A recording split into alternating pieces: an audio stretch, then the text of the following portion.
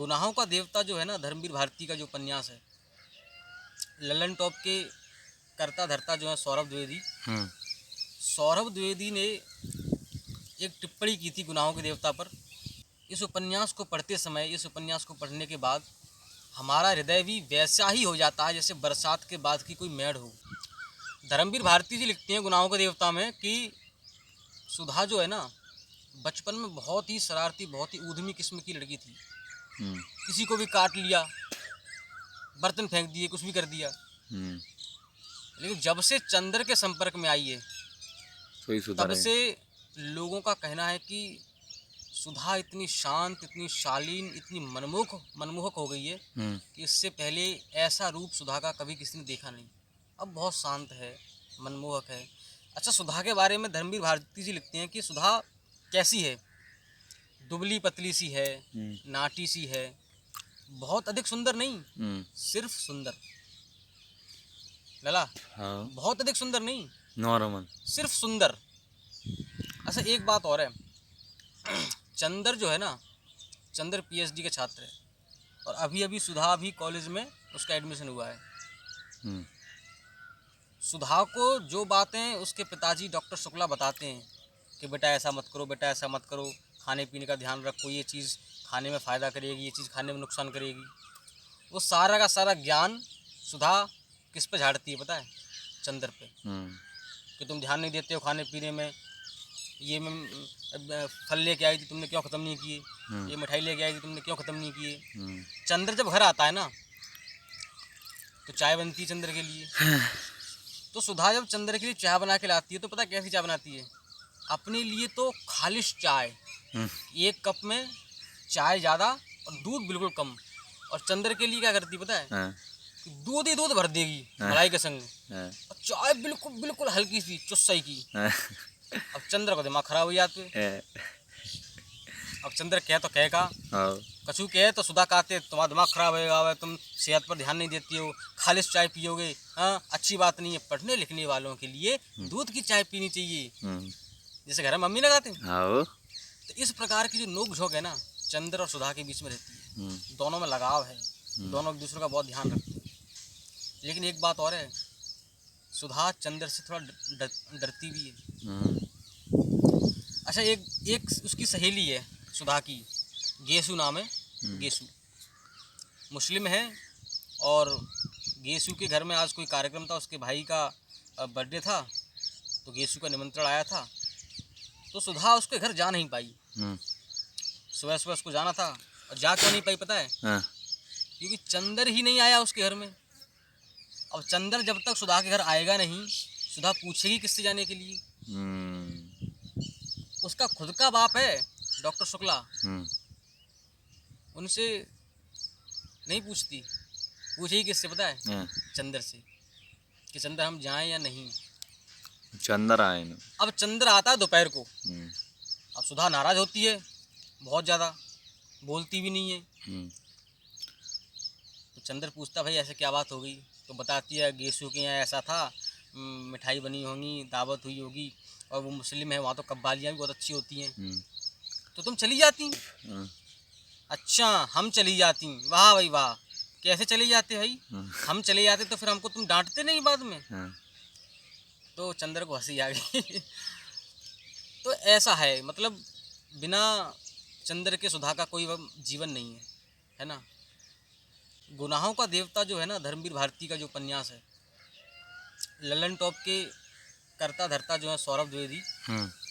सौरभ द्विवेदी ने एक टिप्पणी की थी गुनाहों के देवता पर, और उन्होंने कहा था कि जब हम पीड़ा में होते हैं, जब हम कष्ट में होते हैं, और जब प्रार्थना में हमारे हाथ बंधे हुए होते हैं और हाथ हमारे कपकपाते हैं प्रार्थना के गीत गाते समय, और अंदर एक भरसक गीलापन आता है, ऐसा लगता है कि जैसे बरसात के बाद की कोई मेड़ हो जो कभी भी और कहीं से भी टूट सकती है।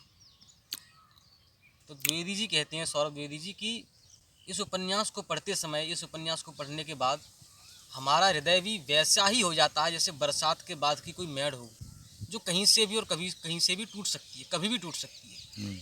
जब बारिश हो जाती है ना, खेत की मेड़ गीली हो जाती है, डर लगता है कि यार गलती से किनारे पर पैर रख दिया तो टूट जाएगी। हाँ ऐसा ही आपका हृदय हो जाएगा जब आप इस उपन्यास को पढ़ोगे, क्योंकि फिर आपका हृदय बिल्कुल एक गीलापन आ जाएगा कि कहीं भी अगर थोड़ी सी भी इमोशनल बात आई कि आप रो पड़ोगे कभी भी। ऐसा है ये उपन्यास गुनाहों का देवता। गुनाहों के देवता की एक खास बात और है कि इसको एक कल्ट का दर्जा हासिल है। जिन लोगों ने भी इस उपन्यास को पढ़ा वो लोग अपने आप को रोक नहीं पाए रोने से, द्रवित होने से। क्यों? क्योंकि लगभग 300 पेजों का उपन्यास है, 300 पन्नों का, और पूरे उपन्यास में सुधा और चंदर की प्रेम कहानी है। अच्छा, वो प्रेम आज का प्रेम नहीं है लला, आज का प्रेम नहीं है, वो 80 साल पहले का प्रेम है, 80 साल पहले का। चंदर सुधा का शिक्षक भी है, एक तरीके से गार्जियन भी कह सकते हो आप।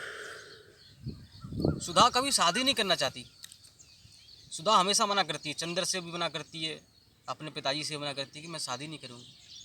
पिताजी बोलते तो क्या करोगी? मैं पहले एफए करूँगी, फिर बीए करूँगी, फिर एमए करूँगी, फिर रिसर्च करूँगी और फिर पढ़ती जाऊँगी, मैं शादी नहीं करूँगी।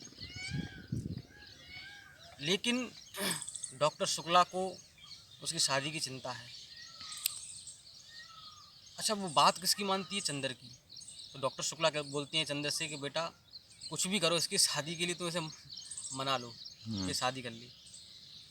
एक युवक क्रांतिकारी है। अच्छा, ये कहानी लिखी गई थी आज़ादी से पहले की, है ना, सन 47 से पहले ये कहानी लिखी गई थी। तो सुधा की शादी एक क्रांतिकारी युवक से हो जाती है।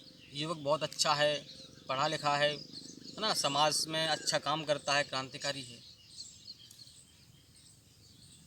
शादी हो जाती है सुधा की, लेकिन उसके बाद भी जब भी वो चंद्र से मिली, ऊपर से तो कहती रही कि मैं खुश हूँ, सब बढ़िया है, कोई दिक्कत नहीं है, लेकिन सुधा जब भी मिलती हर बार दुबली पतली और भी ज़्यादा कमज़ोर और भी ज़्यादा बीमार और कष्टकाय होती चली गई। और एक समय ऐसा आया कि सुधा इस दुनिया को छोड़ गई। अच्छा, इसका एक मैं आपको एक वाक्य सुनाता हूँ। एक बार सुधा बीमार है और चंद्र उससे मिला है, तो चंद्र उसके लिए कुर्सी उठा के लेके आता है सुधा के लिए। लला, तो सुधा कहती है चंद्र से, आज मैं बीमार हूँ तो मेरे लिए कुर्सी उठा के लाए हो, कल मैं मर जाऊँगी तो अर्थी भी उठाओगे ना। इस प्रकार के जब आप वाक्य पढ़ेंगे ना, इसमें इस प्रकार के जब संवाद पढ़ेंगे आप इस उपन्यास में, कि कोई लड़की ये कहे कि आज मैं बीमार हूँ, मेरे लिए कुर्सी उठा के लाए हो, कल जब मर जाऊँगी तो अर्थी भी उठाओगे ना, तो कौन ऐसा पाठक होगा जो पढ़ के द्रवीभूत न हो जाए? कौन ऐसा व्यक्ति होगा जो कितना ही संवेदना से हीन क्यों ना हो, पढ़ के पिघल न जाए? इसीलिए मैं कहता हूँ, अगर इस उपन्यास को पढ़ना चाहते हो ना, तो अपने रिस्क पर पढ़ना, क्योंकि आपका हृदय बरसात के बाद की मेड़ हो जाएगा, जो कहीं से और कभी भी टूट सकती है।